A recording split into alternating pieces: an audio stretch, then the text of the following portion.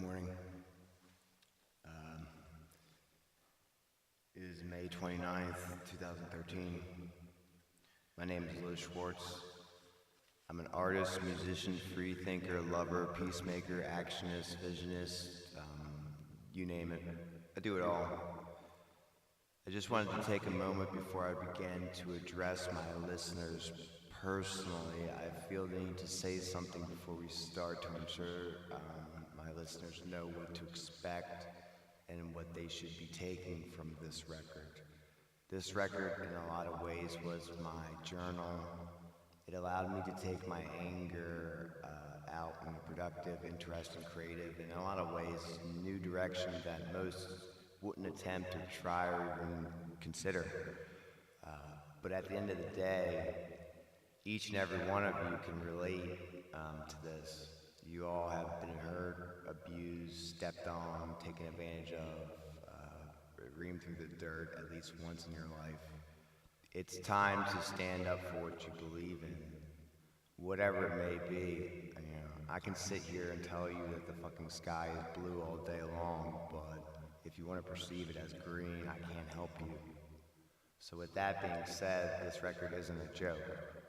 It's by no means a sarcastic play on words or anything for that matter. I'm not making fun of anyone with this. This isn't, some kind of trolling or, something where you go, okay, who's this new artist? What's up with this, and you have your headphones on and, I just blow your fucking eardrums off. I'm gonna warn you, this record is very loud, it's very random, it's very destructive. It's centered around the Moore, Oklahoma tornado that just happened recently, where a lot of people died. A lot of children died. It's very unfortunate.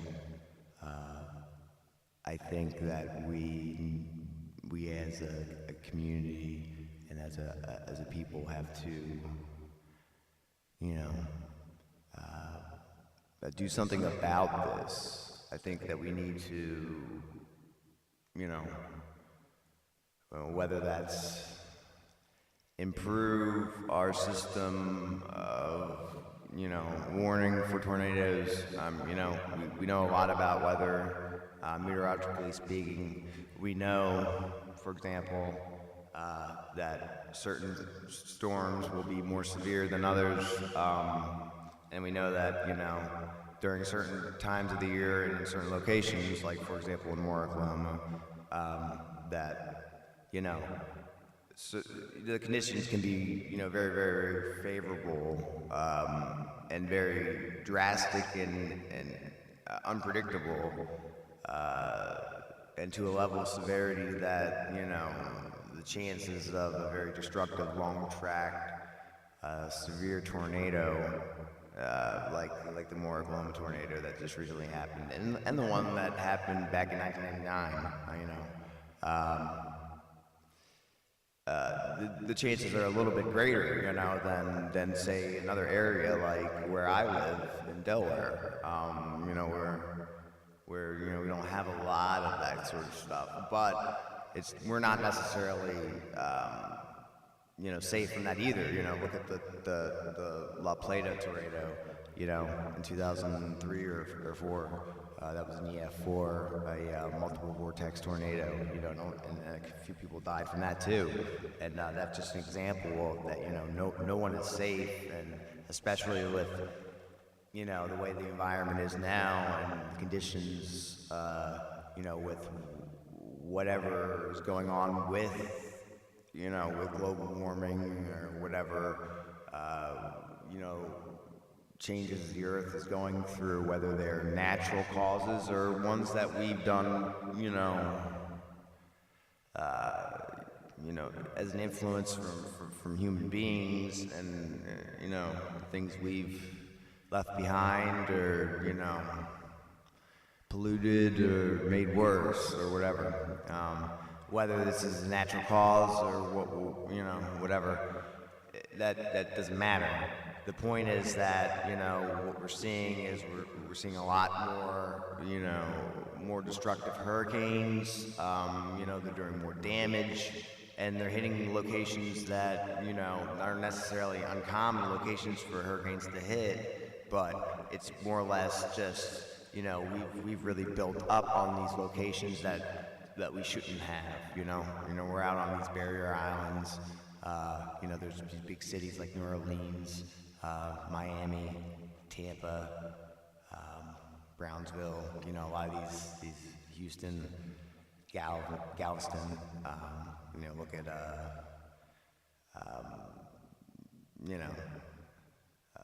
near Galveston, I can't, Bolivar Peninsula, that poor area, when Hurricane Ike came through, that area was just completely ravaged, and unlike Galveston, which had been ravaged back in 1900 by the Galveston hurricane, which was the one of the worst, natural disasters in U.S. history. They learned a lot from that and built the Galveston seawall, which, still doesn't protect, the entire island, but for any islands north or south of Galveston, like the Bolivar Peninsula, that doesn't have that sort of defense, it's very, very unfortunate, because you can see the amount of destruction that storm surge and heavy winds and, just being in the wrong place and not evacuating can do, to an area like that.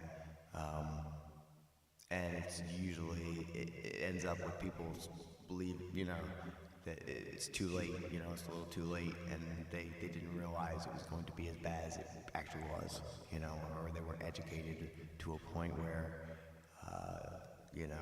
it's not necessarily that, it was a poor decision. They didn't know what to do. They couldn't financially do it. They didn't have the help, or they needed the assistance because they were, an elderly person or whatever, or they just, they didn't understand it, and it was unfortunate, and it sucks, and that's life. It's not fair sometimes, and some people will go through hell. Others may not, and they may not be the most successful person, or they may be very, very successful, and just really take advantage of other people, and never give anything back. Or they might be, a sweetheart, like for me, for example, and could really make something out of something and really provide, be a philanthropist, or whatever the word I'm looking for. But really help back and help back at the community and really set an example, for other people to work for, and look at themselves and go, I'm worth it. I'm worth this too.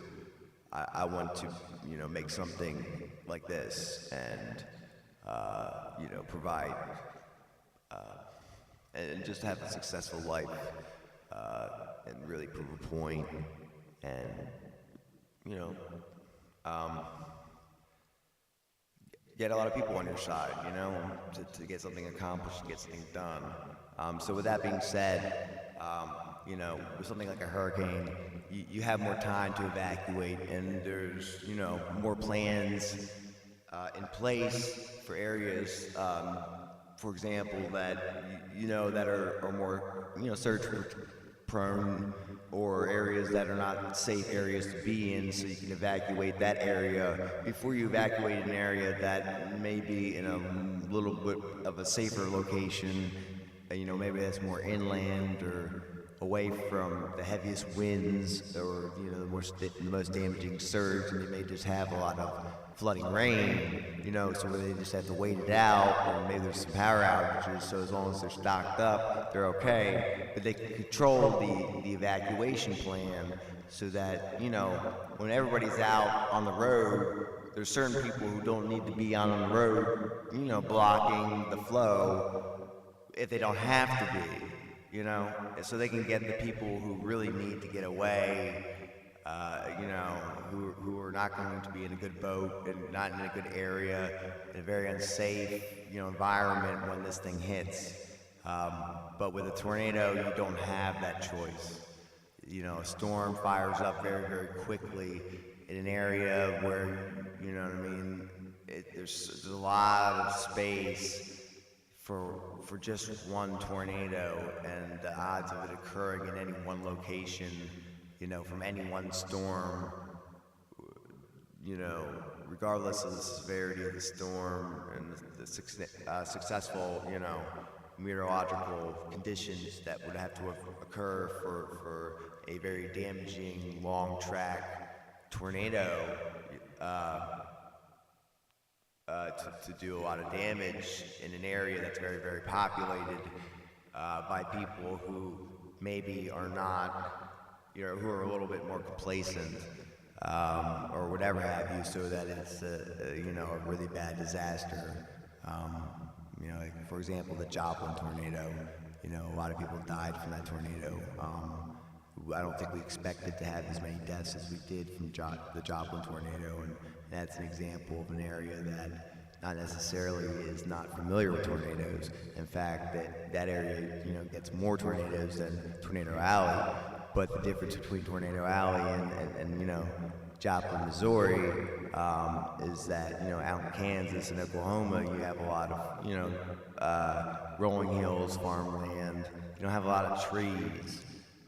And in that area, you have a lot of, that's meteorologically, the hub of severe weather, as far as that's concerned. You got the Norman, Oklahoma, the National Severe Storms Laboratory, and, there's a lot of other, franchises like, NOAA and other, local meteorological stations that really come in, kick their butt in gear when the storms, start firing off. In the dawn of the Doppler Radar system, we saw in the super outbreak of 1973, 73 or 74, I can't remember. But we really saw the need for a new breed of Doppler radar because the radar we were using, which was World War II radar, was not sufficient in really giving us a clear idea and indication of what's going on with these storms that were happening around us. And I think in the super outbreak, they realized very quickly the disadvantages of the ticker tape systems that they were using to get warnings out to certain locations, the lack of Doppler radar units they had in any one given area. A lot of them were in only major cities, so anywhere outside of the suburbs or farmland had absolutely no warning, no way of tracking anything, no way of looking at it from a satellite vantage point, or understanding the direction or where they were in regards to the storm itself. And with no warning, in a time where very little was understood about tornadoes, they still believed they needed to run around and open the windows to, equalize the pressure in the house, when really all that was doing was opening the windows so the wind could begin, tearing apart the house faster and make it more unstructurally sound. So that a tornado that might have been of a weaker nature, like an EF1, EF2, could more or less just completely destroy a house because it could get, under, the roof of the house, the girders, and tear it apart from there, much like a hurricane would.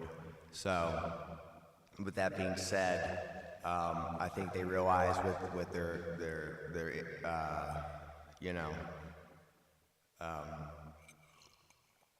very early Doppler, the very radar systems that they weren't, they weren't cutting it. And if you watch any sort of documentary on that, they talk about how they began to realize a lot of the storms were showing what they called a hook echo, which they didn't understand at the time was the hallmark signature of a tornado, on radar. And basically with Doppler radar, you have, you are sending out,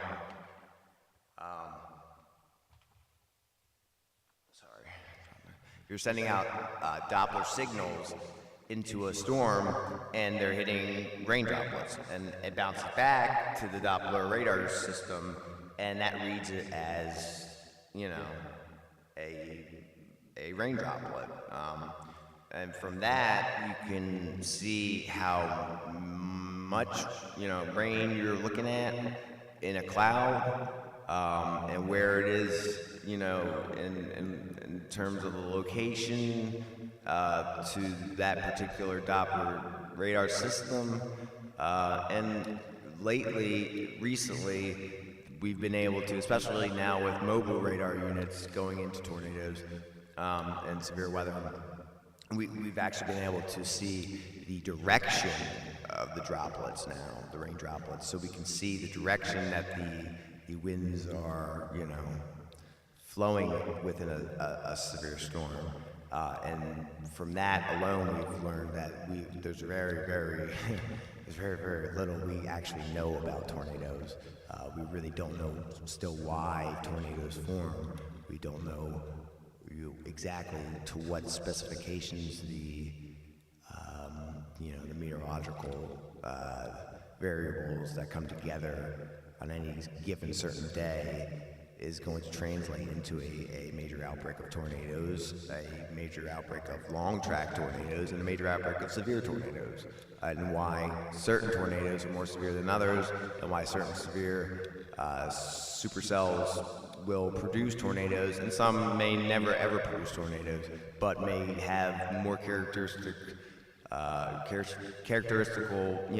variables that would warrant the birth of a very, very powerful and destructive tornado as we would see it, but they don't. So we really don't know why and what small condition is present there, that is occurring, and what's actually occurring at such,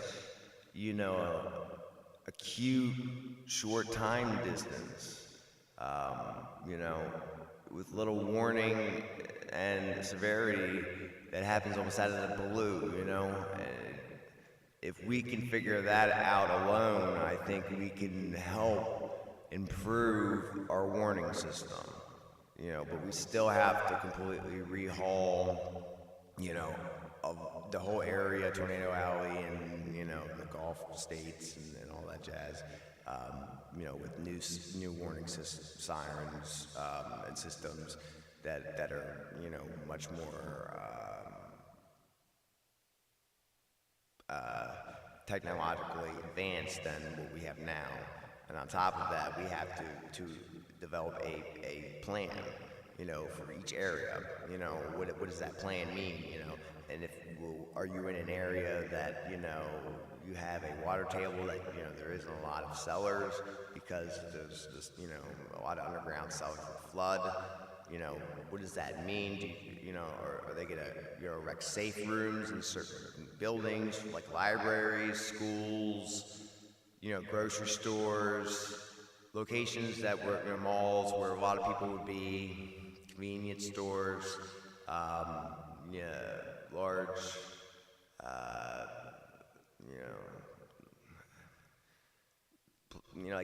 places like Target and Walmart, are they going to have safe rooms that can endure an EF3, 4, EF5, that can hold, 100 to 200 people when needed, when the conditions are rapidly deteriorate, so we can increase the chance of less people being hurt and loss of life. Things can always be replaced, material things, but you can't get back, a loved one that you lose in one of these disasters, and it's very, very unfortunate. It's very sad, and it happens, overnight. Nobody has a warning of that, And it's sad that, we can go, okay, we know from South Dakota to the Panhandle of Texas, we're going to have a major outbreak today, but we have no idea where it's going to occur, locally. We don't know how bad it will be. It really depends on a lot of variables and how those variables play out during the day, and are the conditions going to feed just right to produce a lot of tornadoes? A lot of storms and tornadoes, or are we going to see, is it going to be more of a wind damage threat? And if it is going to be a tornado outbreak, will those tornadoes be very weak and, only see a couple, destructive tornadoes or long track tornadoes? Or are we going to see, storms that are going to produce, a lot of destructive, violent, long track tornadoes or family tornadoes? That's $1 million question. A lot of meteorologists like Howard Bluestein has been spending his life dedicating, all of his time and effort to. That's sad, that you could, and it's not sad. I mean, it's very, very passionate. It's very beautiful. What I mean is that it's sad that, we can put our heart and soul into all this, and really, we've, for every one step we've taken forward, there's 3 steps back because we really don't understand it, and it's scary when you have a lot of technology and you have a lot of information being processed that is true and well, trustworthy. The levels, the numbers, that we can see, that we're reading, we know what the numbers are. What they mean, why certain things are happening, and how it's reacting, and what changes are occurring, and those minute changes, and what levels those minute changes are occurring at, and why, and what that means in the end, and why certain storms are doing this, and this storm's not doing that, and this other storm over here is doing this, which is we've never seen, and is it because of the climate change? We don't know. We have no idea. So, with that being said, this record is in a lot of ways like that. It's meteorologically speaking, it's a lot of variables that come together to produce, a unique event. Imagine this record being, a really bad tornado, that really takes everybody by surprise and hits very populous areas that, and it's just the luck of the draw. It's unfortunate, it's sad, and it's scary, it's very, very scary, and I've taken a moment to sit back and go through it all. Even I don't know where it came from, I'm beside myself right now when I think about it, but anyway, back to what I was saying. It's not a joke, I'm not trying to troll on anybody. I'm not trying to, fuck with you. I'm over here, ha ha ha, you gotcha, boy, you know what I mean? Like, no, I'm gonna tell you right now, I'm gonna warn you right now, it's loud, it's obnoxious, it's in your face, and it's real. It's a life intervention, and, you can take from it what you will, what you want. That's your prerogative. I don't care, personally, and, I'm going to play the music I want to play, and I'm going to write what I want to write, and I'm going to say what I want to say, and I'm going to mean what I want it to mean, and I'm going to defend that position to the end. I don't care. If you like me, and you like my music, and you like what I'm doing, thank you. I will love you forever. You're a diehard fan, and I appreciate you. If you're going to sit here and judge me for each and every little thing and think I'm joking or I'm taking advantage or I'm mocking people or making fun of them or whatever, then you're not mature enough to listen to this. You're not mature enough to understand this artistically from an artistic, point of view, and you need to reevaluate your life. I don't, have a problem with my life. I'm doing quite well, and I'm having fun, and I'm living my life. But I never am forgetting where I'm coming from. I'm not trying to be narcissistic. I'm not trying to be an asshole. I'm not trying nothing. And I really don't care. You can say what you want about it. You can comment and say what the fuck you want. I don't care. I'm not going to play games with you all day. You know what I mean? I don't have time for it. I don't care. I'm gonna write the music I want to write. Fuck you. I don't give a shit. You know what I mean? My best friend told me, let this be your journal. Let this be your life. Let music save you. Let music take you to a place where you've never been before, and let that be a very important lesson. And I did what he said, and I agree. I took it to the next level, a level that I didn't know existed, and that's great. That feels great. I feel amazing now. I've taken a lot of my anger out, and I feel like I've really put a lot of ducks in a row, and I've really straightened a lot of loose ends and a lot of twisted hairs. A lot of bends and curves and just things in my way and things in my path that are keeping me from doing what I want and what I love and what I'm passionate about. So, once again, this is true blues, heartfelt, cry for help through the sake of soul music. It's very, very real. Please respect it. With that being said, please enjoy the record for what it's worth, and I'll see you on the other side.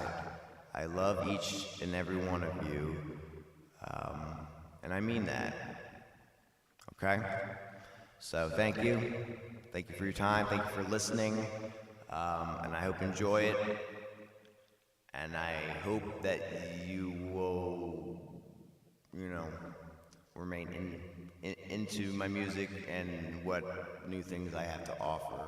And with that being said, here is Songs for Olga, Cross Pollinated, and everything in between. And I will try to finish Roulette Cut as soon as I can afford to buy the particular, vocator synth keyboard that I was using on that particular record. I have a few things to finish on that.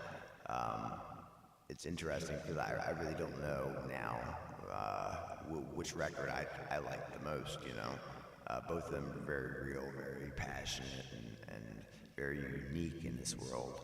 And I'm very proud to play and represent what I perceive as this sound and what it's providing and what it means to me. I would wear it on my shoulder. I do wear it on my shoulder, and I'm proud of it. So, with that being said, this is dedicated to the Moore, Oklahoma tornado victims and their families and loved ones, and we really need to reevaluate a lot of this and really help people. Our children are suffering. Our children are the future. I care a lot about our children, and it's not fair to them that we're so hung up in this society that we can't take a moment to go, we really need to rethink this here. We really need to do something about this. We really need to come up with a plan here and make sure that, our children are safe. Whether that's from crime, drugs, weather, or any other thing for that matter. But You know, if you're a parent or whatever, you know, and you feel the same way, then I salute you, because it's time we do something about it, and I plan to, with whatever help I can get. So, you know, if you stand behind me, that's great. I will love you forever, and I appreciate, you know, everything you're doing. And you know, I thank you. So, anyway, with that being said, here's the record. Have a good day. All right, bye, guys.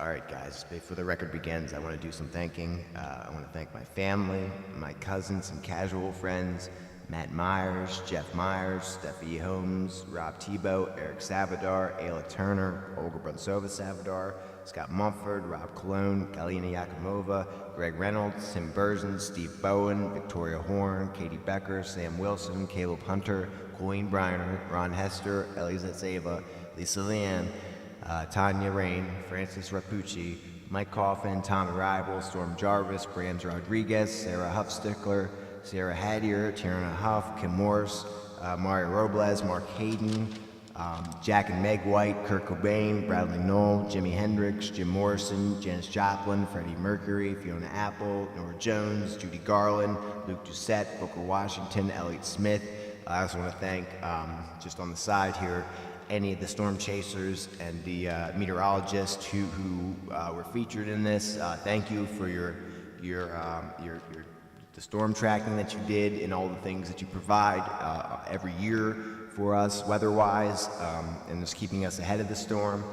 Extreme special thanks to Mary Terrell, Lauren Cook, and the Cook family. This record was written for Olga Turowska. Thank you for getting me to pick up the guitar again. You are my son, you are my inspiration and my soulmate. I want to show you how much you mean to me. This record is the beginning of a beautiful thing, I think. I'm forever in your debt, Olga. I hope to one day spend my life with you, and I mean that. With all my heart, thank you so much. I love you. If I forgot someone, this was written quite quickly, and I apologize. You are just as important. I thank you as well. This record is dedicated to Ruslana Korshnova. I will see you soon, baby. You are never forgotten. You're always in my heart, and I think about you every day. 1987 to 2008. Thank you.